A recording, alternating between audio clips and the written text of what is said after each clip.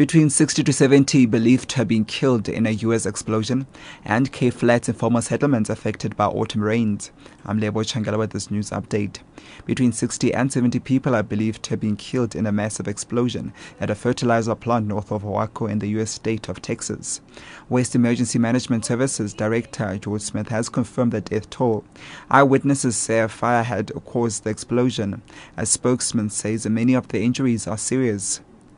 Authorities investigating the Boston Marathon bombing say they've made no arrests but have identified a suspect from video surveillance.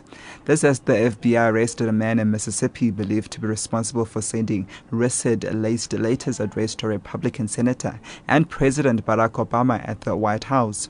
Show Bryce Peace reports from Boston. The Justice Department says a man was arrested at his home in Mississippi on suspicion of having sent letters with a granular substance believed to be the deadly poison ricin. The letter sent to Mr. Obama was intercepted at a screening facility before reaching the White House.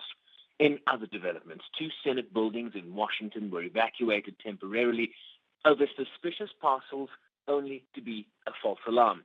In Boston, after a day of misreporting by various networks, authorities rejected claims of any arrests, but have identified a suspect from surveillance images, which they've yet to release to the public.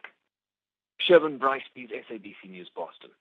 3 informal settlements on the cave flats have been affected since the start of the first heavy autumn rains early this week. City of Cape Town spokesperson Charlotte Powell says over 100 residents were evacuated from one of the settlements last night.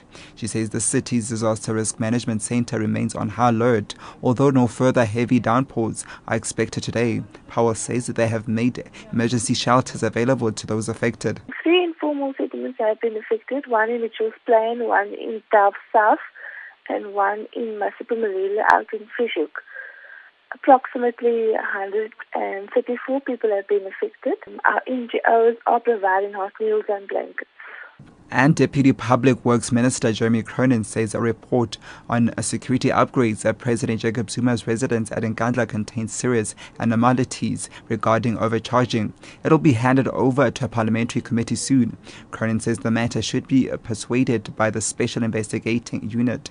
He says as the Nkandla residence has been declared a national key point, it must be handed to a committee with the necessary security clearance. There needs to be a justification for, and I believe an answerability to Parliament, for why particular security solutions were chosen or recommended. We did the building as Public Works, and if we think there's been anomalies there, we need to deal with them. But there's a wider question, which then enters into the space of security, and I think there needs to be a robust interrogation of that at a parliamentary level.